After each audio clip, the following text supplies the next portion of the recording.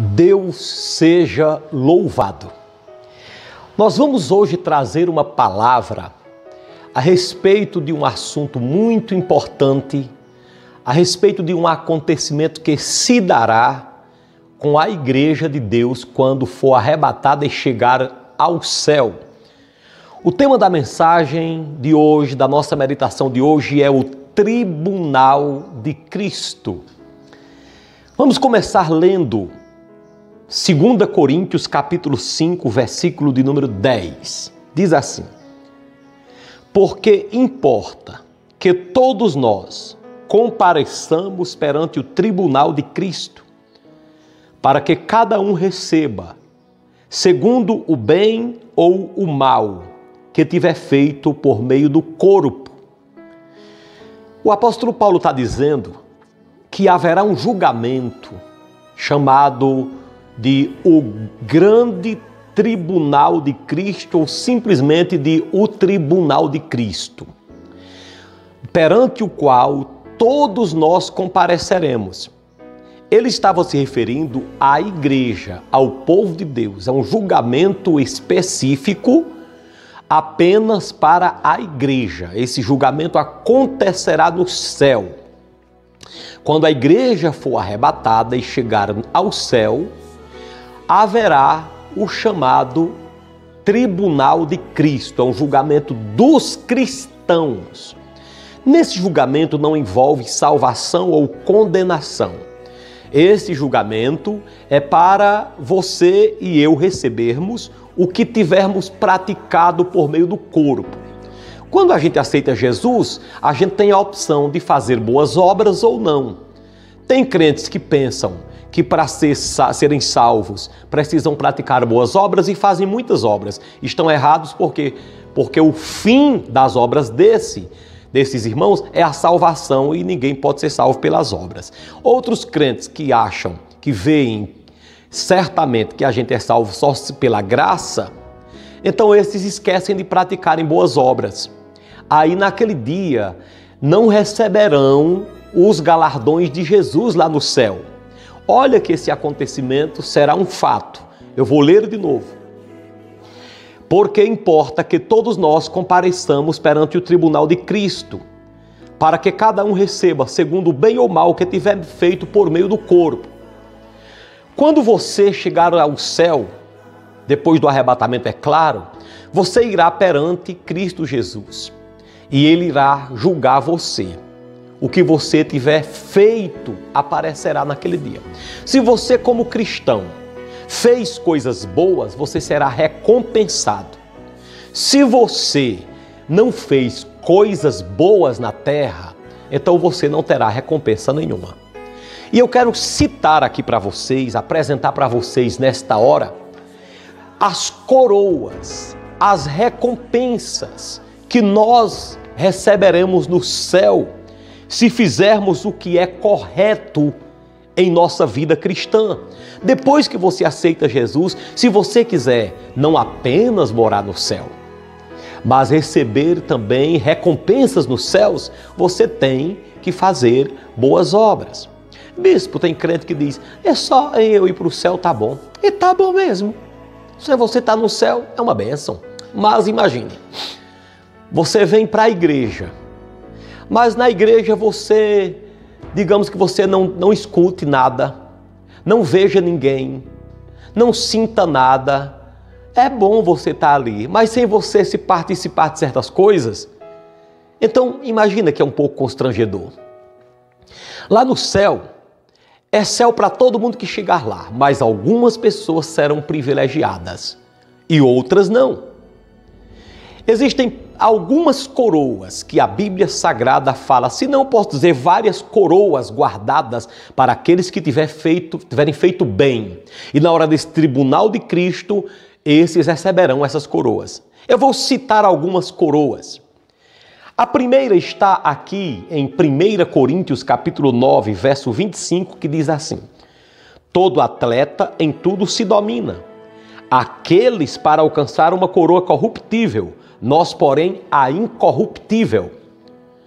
O nome desta coroa é coroa incorruptível. Isso, Paulo tirou essa expressão daquele prêmio que um atleta, quando corre, recebe no final da corrida quando ganham. Imagine um piloto de Fórmula 1. Ele tira em primeiro lugar. Lembra aquela taça que ele levanta?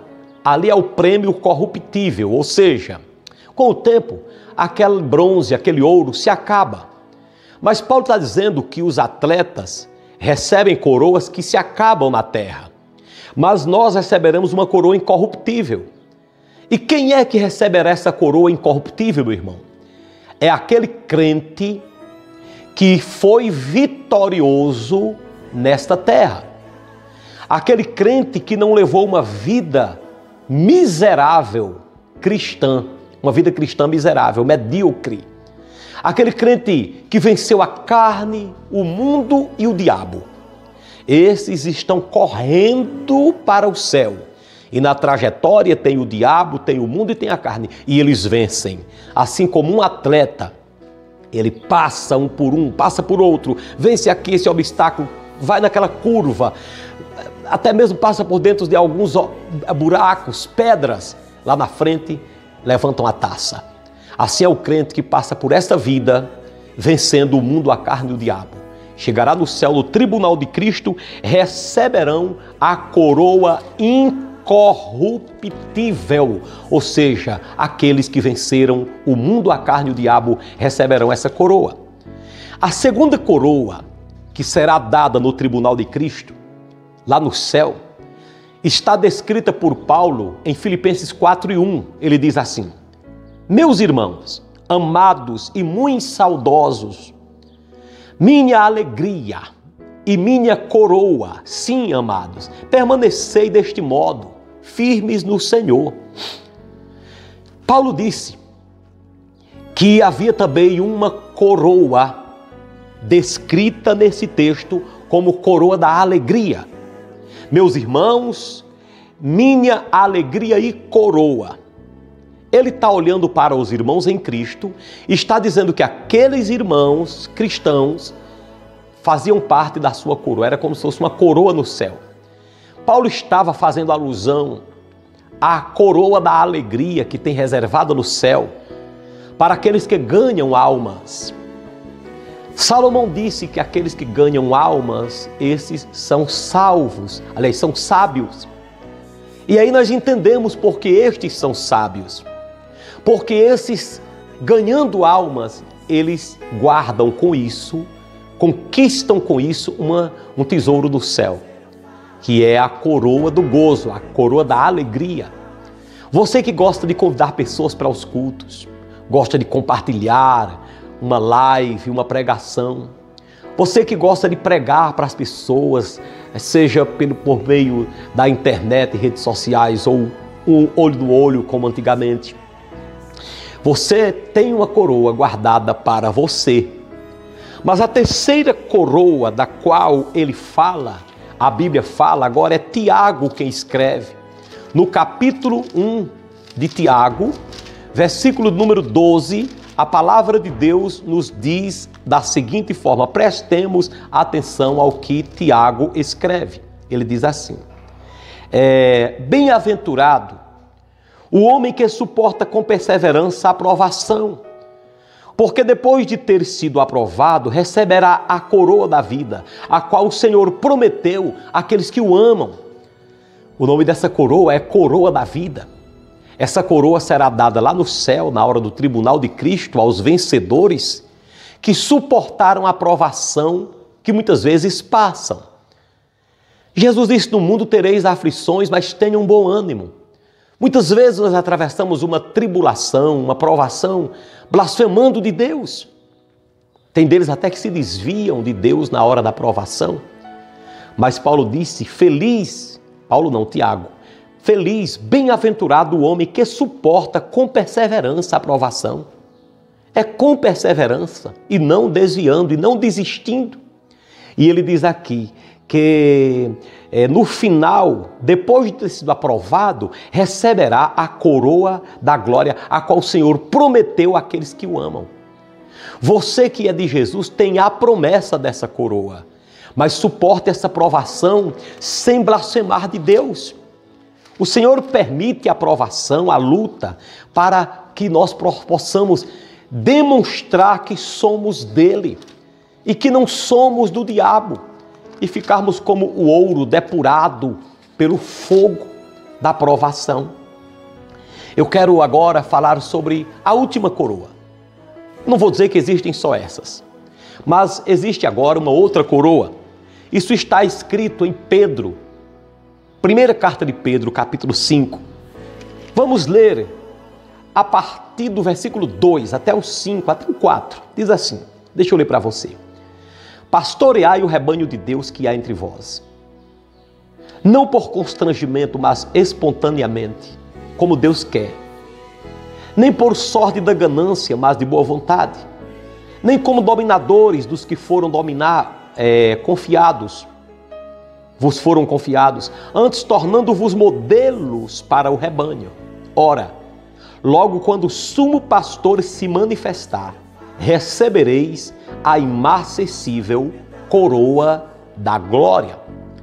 Se você vê aqui, Paulo está dizendo aos pastores, aos pregadores, aos obreiros que tomam conta do povo, que se nós cuidarmos do povo de Deus, sem ganância, mas com um amor grande, sem sermos dominadores deste povo, não agirmos como julgadores, como juízes, não formos pesos para eles, mas pastorearmos com alegria, sabendo que esse rebanho não é nosso, fizermos um ministério exemplar. Para esses líderes do povo de Deus, existe aqui a chamada coroa da glória. Essa coroa é reservada para os obreiros que fazem a obra de Deus de maneira eficaz. Pastoreai o rebanho de Deus que há entre vós. Aqui estão as devidas informações sobre o tribunal de Cristo. Jesus trará você à sua presença no céu depois de arrebatado, e Ele quer lhe coroar. Mas está escrito em Apocalipse, João disse, que nós devemos lutar para não perdermos a nossa coroa. A salvação não será pelas suas obras, mas a coroa é pelas suas obras. Quem fez o bem receberá a coroa, seja da vida, seja da vitória, seja do gozo, seja da vitória, seja qualquer coroa. Será galardoado no céu, será presenteado no céu. Mas quem não andou como Jesus queria, não receberá nenhuma coroa do tribunal de Cristo. E eu pergunto a você, o que você está fazendo na terra como cristão? Haverá um grande julgamento para você também, não para envolver a sua salvação ou condenação, mas para presentear, galardoar você ou não. Espero que você ande como Cristo quer, para que no tribunal de Cristo você receba também a sua coroa. Um abraço e vamos continuar. Amém.